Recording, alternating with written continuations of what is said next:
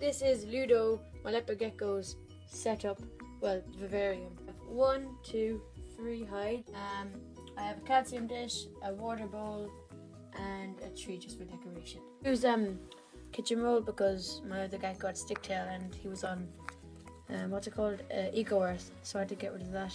You can see my heat mat stops there, so I cover it up, and it doesn't go all the way this way. It kind of stops here, so it's about there to there to there to there, so it's about all that. And what are the advantages to using kitchen roll?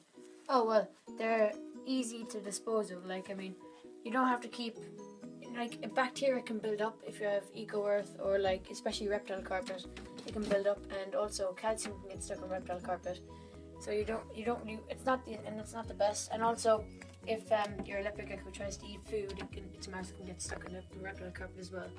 Eco Earth is good. It's just that see, like sticktail, my other leopard gecko had, of course it's going to be in that. Why, if I had the kitchen roll, I could just easily dispose of it. There's also no chance of impaction. Yeah, no chance of impaction. I've only had it for 2 days now. It's going to be my 3rd day. I'm keeping track of its food, the amount of food it's eaten, its weight and its length. I still don't have a weighing scales, but it's 17 centimeters right now, roughly. It's had no food for the first 2 days because it's going in the shed. And I don't know the weight yet. Put a background, and not there because I can see it, you know, when I'm going to sleep. I'm kind of looking, and I'm going to put it there. So I'm going to have a background, and maybe we can record a tutorial on how to do that. So this is my other hide. I'm not going to go through this because we're going to do a more in-depth video later. So see the preview. Yeah, it's going to be the preview. A little spoiler alert, and we're going to do a double review for the next video. Yeah, a review duo, and then so that's my cool / moist hide. This one, it's where my Ludo is right now, my leopard gecko. I'm going to try and put it 50-50, half in the warm side, half in the cold side, and I'm going to try and make it a moist one. I'm going to spray it down because it's going in the shed, and this one is just going to be the proper heat one.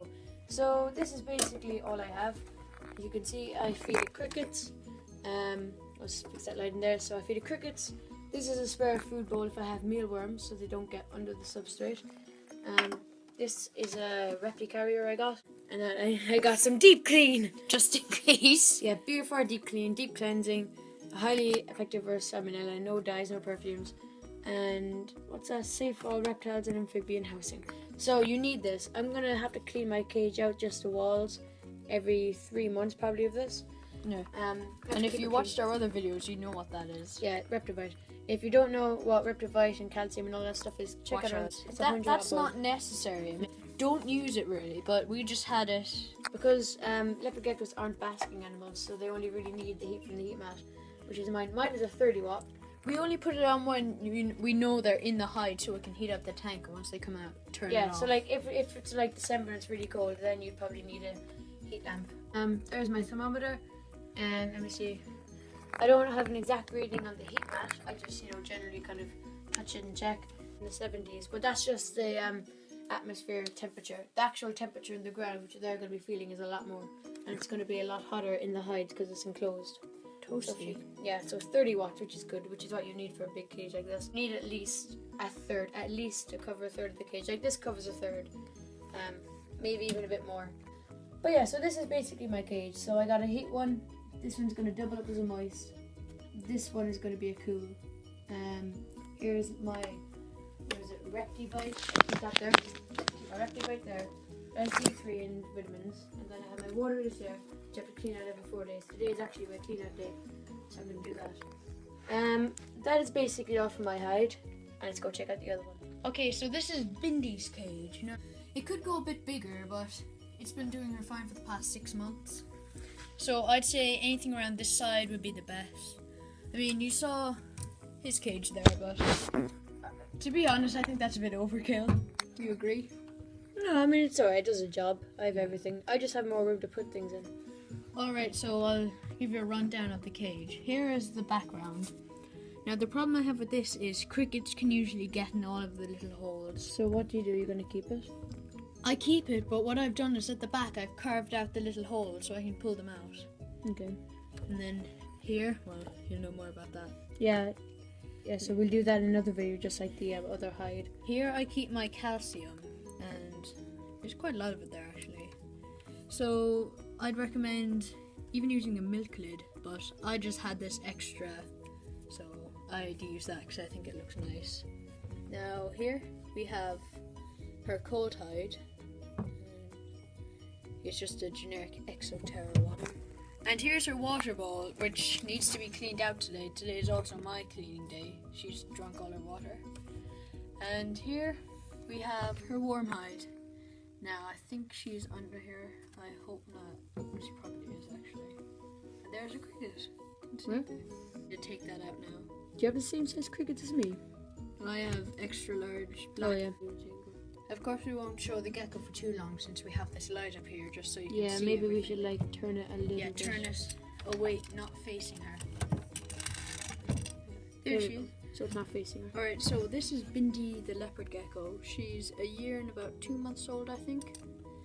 I'm not exactly too sure her date. But she's a healthy gecko. I mean, her tail could be a bit bigger, but I think it's fine. Is she going into shed? She's going to shed probably by the end of this week. Yeah, you can see her skin's gotten a lot darker. We'll make another video on that.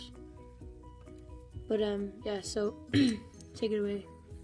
Alright, so I think that's about it for the cage. Also, here's the substrate I use at least. What is it? This is the substrate I use is Eco Earth. Now it's very good because they can't get impacted on it. I mean, lots of people use sand, but they don't know the dangers of impaction. It's very unnatural as well, sand. I mean, because if you don't know, they don't live in sand pits. They live in rocky land. Okay, well, I think we should go show them the things you keep for your leopard gecko. Okay, and here are the things I keep for my lizard. Here we have BFR, Reptivite, and the Can't talk about that. It's for another video. Well, we put these in a video, so I won't talk too in depth. This gives it its vitamins and minerals, hence the name. This is vitamins and it's D3, so that's basically. So it's calcium. basically, this is calcium with a little bit of that. This is more concentrated that. So yeah, I mean, this kind of covers them both. This is what you need for younger geckos. When they get to 8 months, use that. So I think those are our setups. You need to. Is there any water in that? No, I need to fill it up today. Today's the cleaning day for Oh the yeah, cage. today's clean day. I mentioned Well, that. I clean the poo every day. I know I clean it every 2 days, so I always leave it 2 days, so she can do it too. Okay. Okay, so I think that wraps it up.